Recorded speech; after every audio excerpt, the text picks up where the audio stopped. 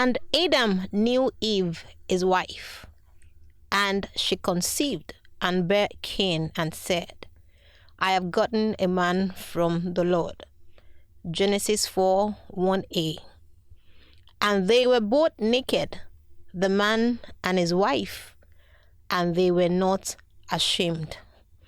This is intimacy. I'll be right back.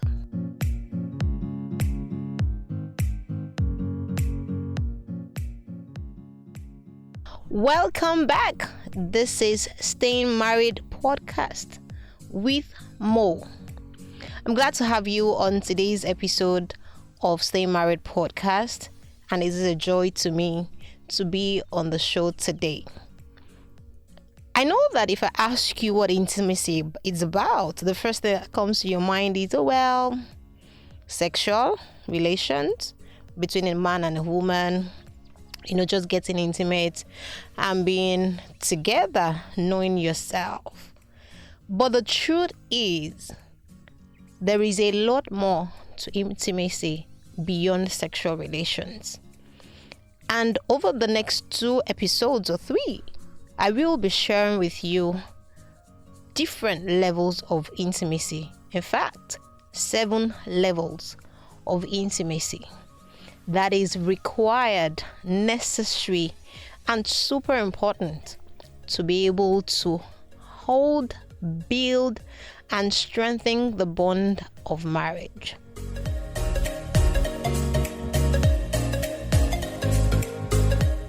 In our opening scripture in Genesis 1, and Adam knew his wife, Eve. There is a knowing beyond just the name.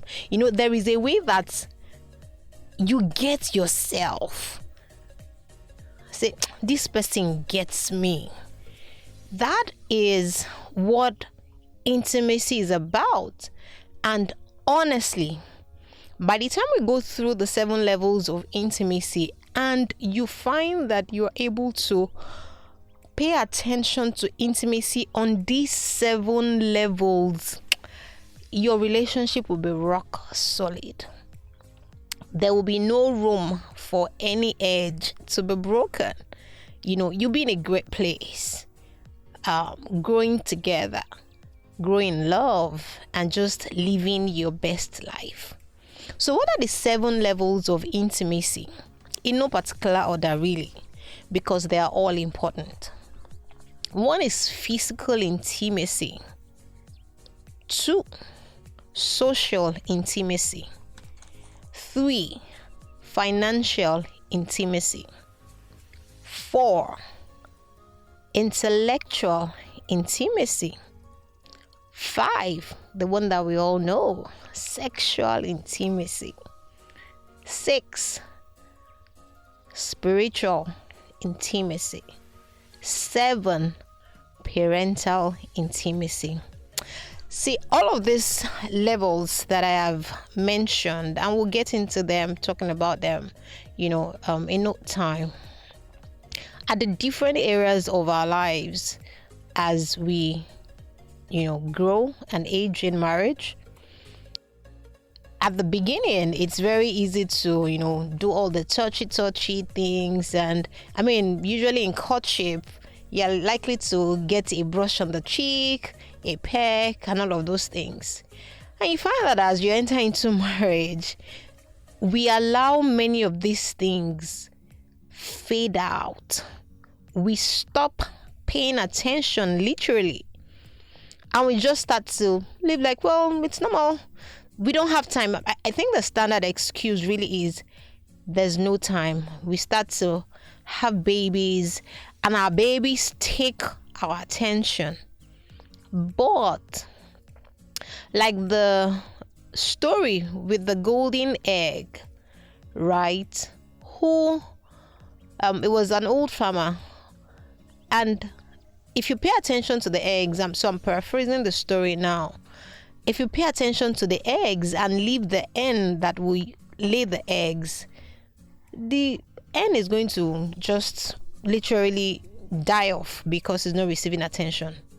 But if you pay attention to the hen, right, which is the key player in this matter, it will continue to yield correct eggs. Now, who is or who are, the chicks and the hen in this matter is you and your spouse. If you pay attention to each other, your kids will enjoy your marriage. They would enjoy growing up. They would have a safe space to grow in. You will be able to show them what a loving relationship is. That is what emulating. So let's get quickly into the first level of intimacy, and that's physical intimacy. Now, this is, intimacy at the level of the touch and activity, wherein you just take interest in doing things together. Read a book together, exercise together, play board games together, do things together, anything, take a walk together that requires physical activity. And you may ask me why this is important. I'm sure that if you think about it, you find couples who hardly ever have anything to talk about, hardly ever do anything together, except perhaps make love under closed shutters. The light is off. Very bizarre. Nothing interesting.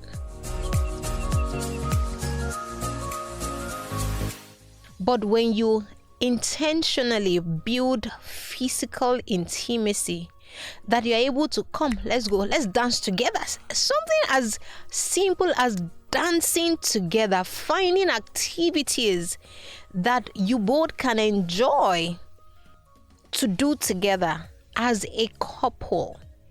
One, it helps you to build friendship. And do not forget that one of the key pillars of a successful marriage is that you're friends with your spouse. So imagine the things that you would love to do with your friends and try to do them with your spouse. The goal is to make sure that your spouse is your friend. So in the cases and times where, you guys are having your moments, you're able to relate as friends. That those times when, the guy is just getting under your skin or that woman is just irking you, but you're able to talk as friends, because guess what? When friends fight, they still talk. Okay, you're just annoying me. Yeah, I don't even understand. You see your big head and you jokingly move on. Why is it so difficult for us to do with our spouses? In fact, your best friend should be your spouse. So this is so important. And all of these things, builds up to that sexual intimacy. Being able to play together, as in just play, sit in the house and play. You're just, play with one another. You pull his cheek, you touch his hands, you play with the hair. It makes you youthful. It makes you youthful. Eating together from the same plate. That's a physical intimacy. There is nothing like it. It bonds you together. As simple as eating from the same plate. Gosh, doesn't need to cost you anything. You want to work out together. Sleeping on the same bed. We'll get to sexual intimacy. But I know couples that sleep in different rooms. Having to, just doing things together. Taking a bath together. Watch movies together. Bike, exercise. Take a walk in your compound. Go to the store. Oh, I want to make my hair. Let's go together. You want to barb.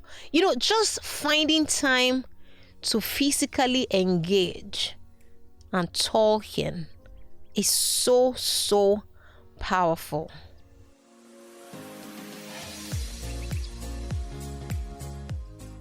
I come to sharing things that we can do together, and I already gave quite a number of examples of things that you can do together to build physical intimacy.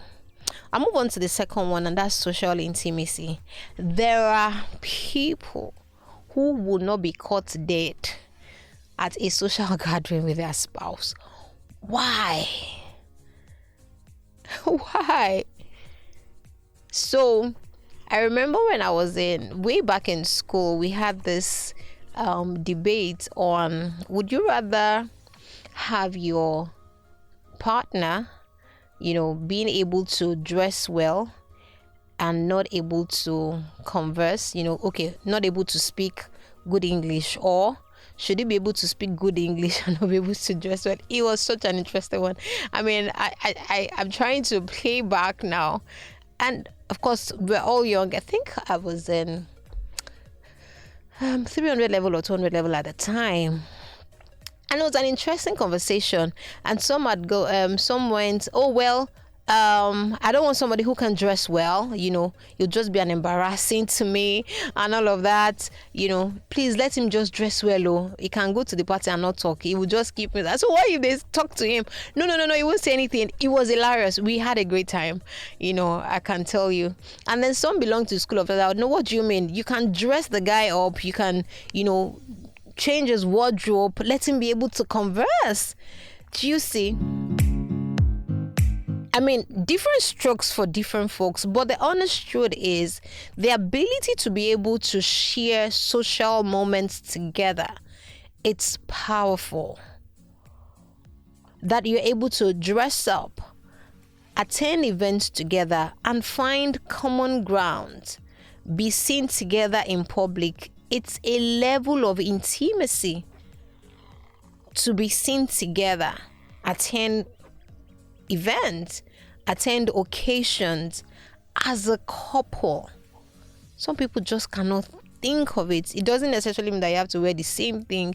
I know that one of the things I also used to joke about with my friends was, and your husband will now wear, the same type of clothes. What kind of level is that one? And I saw some very recently, a meme where a husband and wife had come to the court seeking divorce, and they were wearing the same material. They had used the same material to make their clothes, and the judge had said to them, you guys are not serious yet. So when you're serious about getting a divorce, come back. It's funny, but the truth is they are socially intimate, because how do you go to court and ask for divorce yet they are wearing the same type of material? I think about it now and I find it funny. So those things, even though I'm not saying whether it's right or wrong that you should use the same material, it brings intimacy.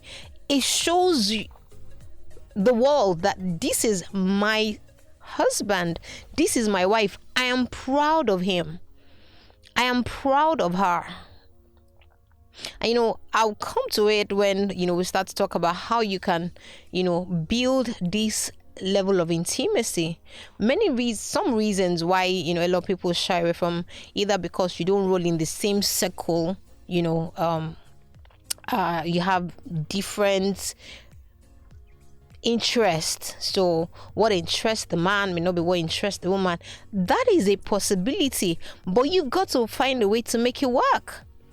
Because guess what? Showing interest in your spouse is one of the cardinal key points that will strengthen your marriage. So yes, we may not roll in the same circle in terms of you may be a very a career driven in the corporate world. Everybody's wearing suit and tie, and then your spouse may be an entrepreneur who would rather be in jeans and shirt.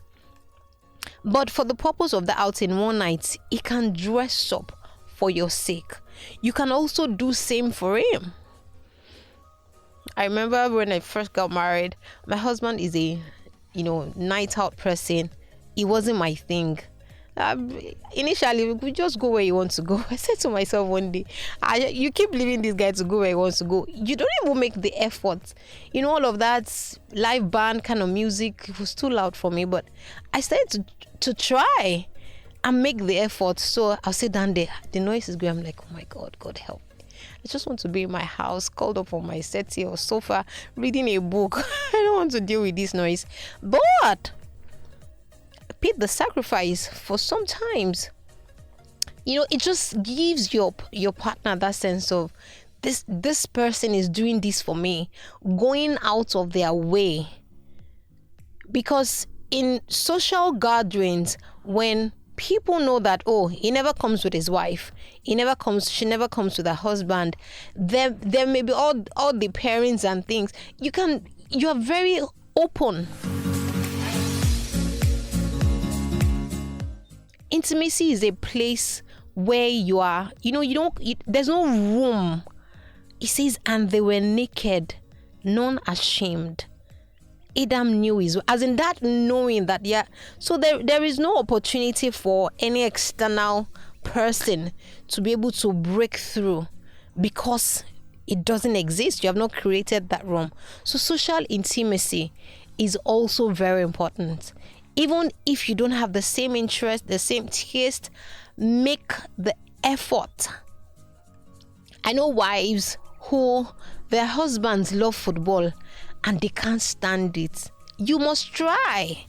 You must be interested. Even if you don't know the names of all the players, at least know 2 players in his club so that you can engage. These are some of the things that people outside would do. So the guy goes to grab a drink and finds a babe who is able to converse and share. He gets stuck there. But when he knows that my wife I can equally have this football conversation with my wife at home, he will bring his drinks home and say, don't worry, there's nothing you're going to offer me that I don't already have.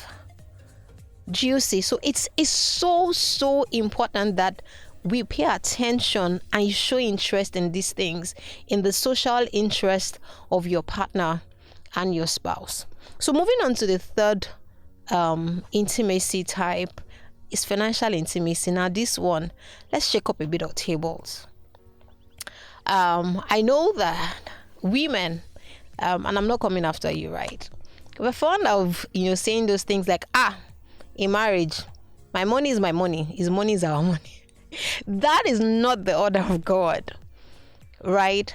We are supposed to be in marriage, get to the level where there is no secrecy. I know some spouses don't even know what their husbands earn or what their wives earn. There is no transparency in how they run the home.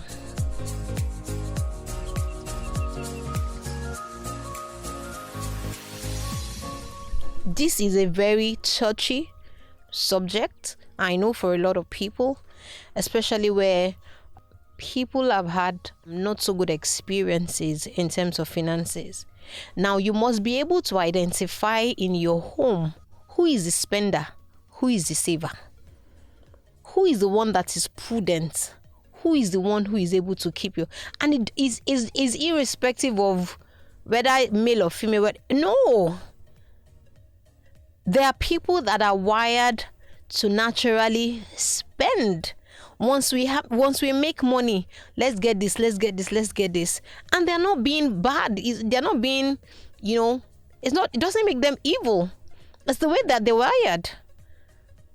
Meanwhile, they're the ones who, okay, we've made this money, let's save this, let's put this here, let's put this here. And this is not a teaching on how you should plan your finances, but it's to say that we must be able to connect at the level of our finances. How are we planning the finances for the family? I certainly advocate that every woman should have what they contribute to the family. You must have economic power. You can't. The days have gone, and those days were days of ignorance, where making money was just the preserved role or right for the man. Who says you cannot make money? Who says you can't bring value to the table? Who says you cannot support? And many people have gotten themselves burnt, they don't do anything. They do, my husband is responsible for everything. Well, congratulations to you. But things happen. And people like that, God forbid, the man dies before time, and then she's thrown into chaos because she didn't have any economic power. So we are in very, very interesting and diverse times where everyone must have economic power and bring something to the table. And this intimacy at the financial level is to be able to understand how you are wired and your relationship with money. Somebody has to be the sensible one who is able to say, you know what, we need to save for this. I think it's Steve Harvey that says 4 different types of accounts that couples should have. You should have your project account. You should have your spending account. You should have your own account, your husband account, right? And you should have the wife account. So each partner must have their account where, you do with it whatever it is that you want. And you must have the joint account for projects. You want to pay house rent. You want to, your vacation and things. And then you have the regular account for every regular spending and things. But you must be able to sit down and connect. Who earns more? Who is able to do more? What percentage are you drop? We must be able to have these conversations.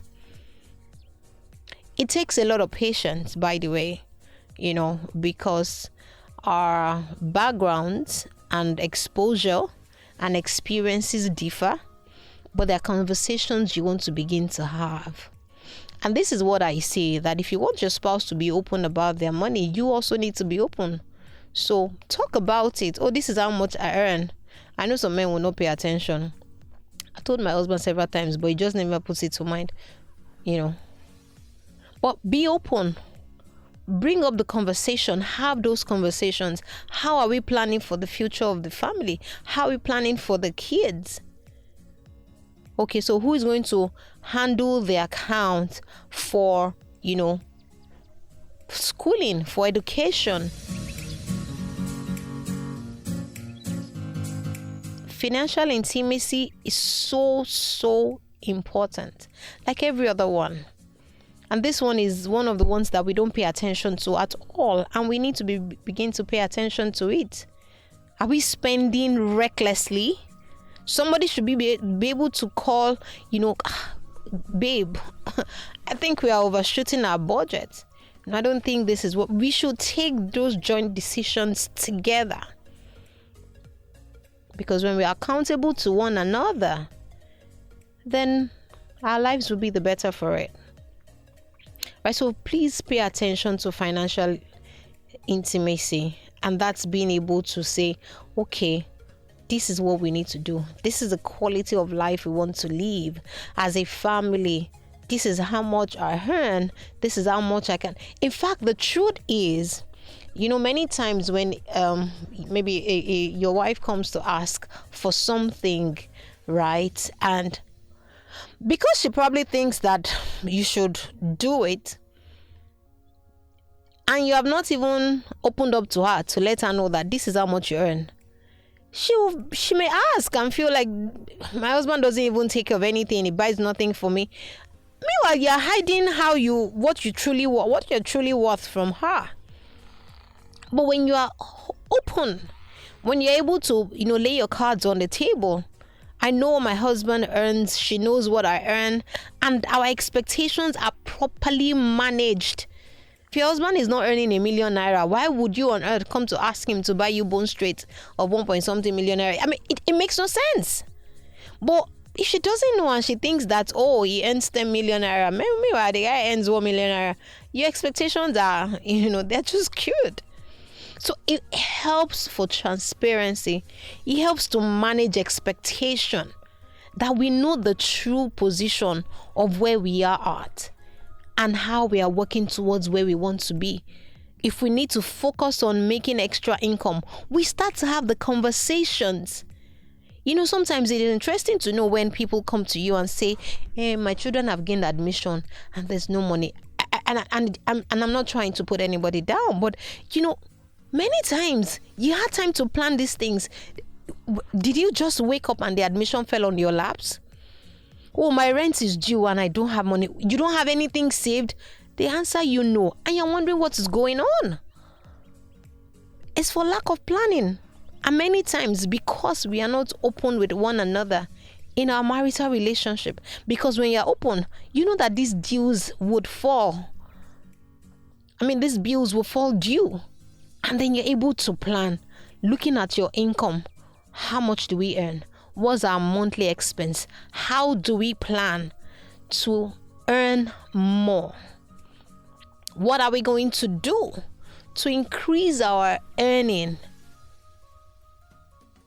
Money may seem like an issue that you don't talk intimacy on, but when you're able to get this one right, because guess what? If you ask any average guy, what he's thinking is, how am I going to, sort my family out and make ends meet, provide for my family. But when your husband is able to connect with you on this level, wherein your finances you have a plan for it. This is how much we are spending. This is how much we are saving.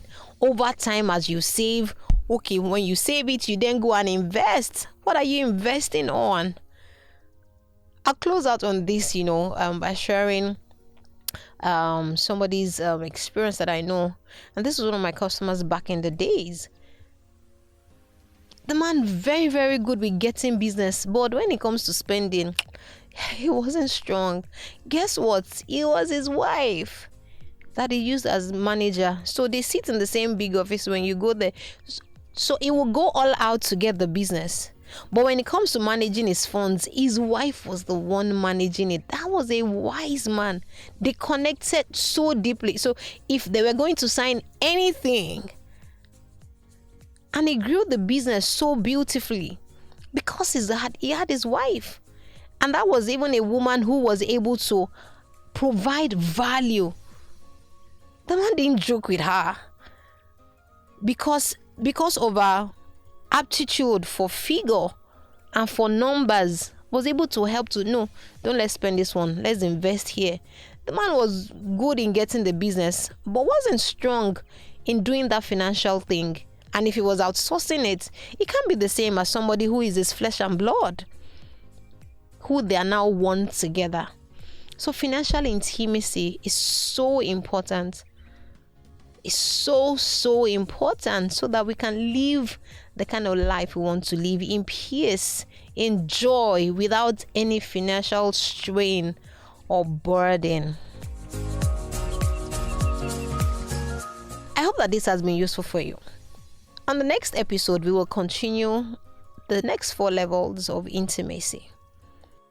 Please let me know how this has helped you. You can write to me at moakpara@gmail.com or thismarriagebusiness@gmail.com. It'll be great to hear from you. Till I come your way next time, stay safe, stay thankful, stay grateful, and continue to stay married. Bye.